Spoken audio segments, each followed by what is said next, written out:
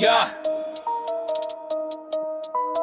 Yeah, yeah, yeah, yeah, yo. Sa kalsada ng Maynila, dugo'y dumadaloy. Biktima'y dayuhan, pera lang ang inaalay. Kidnap, kulong, walang takot sa batas. Gobyerno tahimik, parang walang malasakit sa masa. Pera sa bulsa, pero dugo sa lupa. Krimen palala, pero matay nakapiring pa. Nasaan ang ustasya, saan ang aksyon? Laging press con lang, puro fiction sa nasyon. Walang proteksyon kahit kanino pwede mangyari. Boses ng tao, bakit ayaw marinig muli?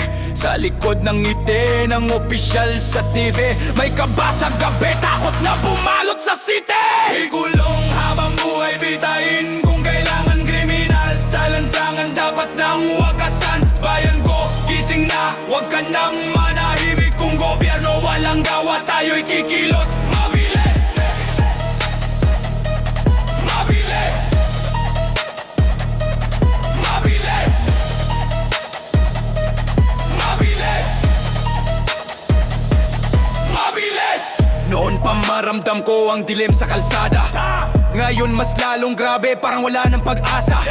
Buhay ng tao parang barya lang sa kanila. Pinagkakakitaan, parang laro lang ang hustisya. Mga politiko, bakit parang pipit bulag? Habang may pamilyang umiiyak, kayo tulog pa rin magdamag. Sawa na sa press release, gusto namin aksyon, hindi speech sa harap. Gusto namin solusyon. Walang proteksyon kahit kanino pwede mangyari. Boses ng tao, bakit ayaw marinig muli?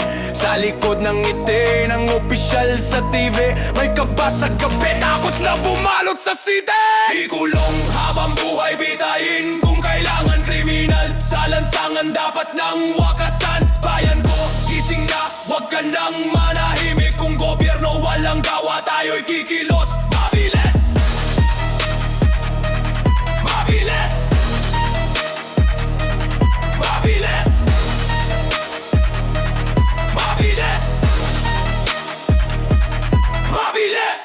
Walang kinatatakutan kung walang parusa. Kung kulong ay pansamantala, babalik din sa kalsada. Kaya kailangan wakasan, bigyan ng hustisya. Para sa biktima, para sa pamilya.